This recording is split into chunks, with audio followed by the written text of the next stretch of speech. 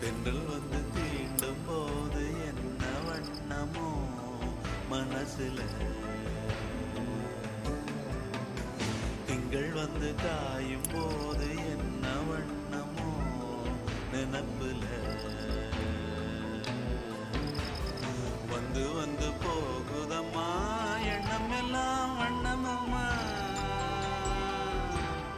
எண்ணங்களுக்கு ஏற்றபடி வண்ணம் எல்லாம் மாறுமம்மா.